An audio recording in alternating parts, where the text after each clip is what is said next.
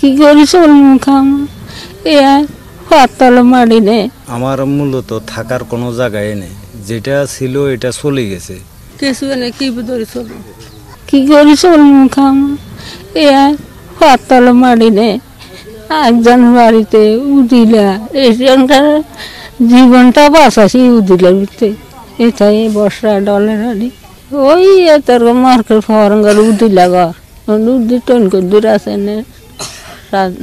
দোলা time দিয়ে জানলে বাঁচি গেছি।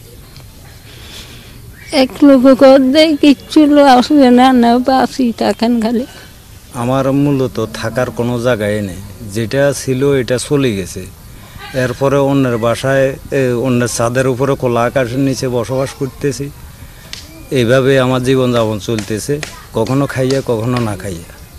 এখন বাকি জীবনে আমি কিভাবে চলবো, কিভাবে খামো, কিভাবে ছেলে সন্তান নিয়ে থাকবো, এটা আমি কিছুই জানি না। একমাত্র আল্লাহ ছাড়া আমি বলার মতো আর কিছুই নেই। আমি বুঝতে পারতেছি না আমি কি করবো, ছেলে সন্তান নিয়ে কই যাই দাঁড়ামো, কার কাছে যাবো, কি করবো। আমার সারা জীবনের, আমি রাজমিস্ত্রি কাজ করি, সারা জীবনের সম্বল যাই কিছু ছিল আমার এই বিটাবাটিতে। আমি সব কিছু, আমার সারা জীবনের সব কিছু আমি এখানে রাখছি ছেলে সন্তান নিয়ে সুখে থাকার জন্য। আমার 3টা ঘর গেছে, একটু হচ্ছে 6 রুমের থাকার ঘর, একটু হচ্ছে পাকের ঘর, একটু হচ্ছে গরু ঘর। এখন আমার পক্ষে আমার লাইফ শেষ হয়ে যাবে, কিন্তু আমি এই ঘর করে থাকার মতো আমার কাছে ওই ধরনের কোনো ক্যাপাসিটি নেই। আমার পুঁজি আছে শুধু রডটা, এই রড দিয়ে আমি এতটুকু কাটছিলাম। এখন আল্লাহ ছাড়া আর কেউ জানে না। এনজিওর কিস্তি প্রথমবার বিকাশ পেমেন্ট করলেই 20 টাকা ইনস্ট্যান্ট ক্যাশব্যাক। বাবা হিসাবে আমি তাদের জন্য কি করব, তাদেরকে রাখার মতো কই রাখবো বা ভবিষ্যতে কি করব, এটা আমি কিছুই বুঝতে পারতেছি না, কিছুই আমার মাথা ধরতেছে না। এখন আমি কোথায় যাই, কি করি।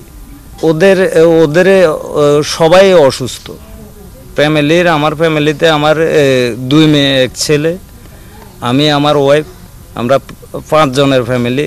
সবাই অসুস্থ, সবাই মানে খোলা আকাশের নিচে থাকার কারণে।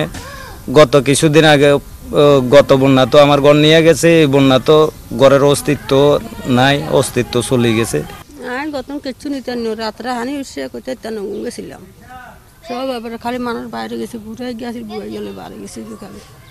আর কেউ হলে বাড়িতে হারিনি, কিছু জিনিস নিতে হারিনি, কিছু এনে কি ধরে চলবো। আর কষ্টতে, আমি তো কষ্টতে আছি। আমার স্বামী এসে প্রতিবন্ধী আর দূর আনি দিয়ে হাতুরে নিতে দিয়ে আসি আর জিগে পাই, তাই যখন আনিনো বুঝবে জায়গা না, কিবে জায়গা নেই, কোন রাখো খাওয়ার জায়গা নাই, অনানি কি এখন ওই আর এই রাস্তা তুষি রোডে উঠে দেখে ঘরে একের উবে খেলা দিছে, উবে খেলাইছে। আবার কান্দা গাড়ি কচি আর কি কোনো কিছু নিতে পারিনি, মরক হাঁস সব রয়ে গেছে, কিছু নিতে পারিনি। খালি আমি বুয়া গালে বাড়ি গেছি, প্রতিবন্ধী কথা কইতে পারে না, একটু পারে না।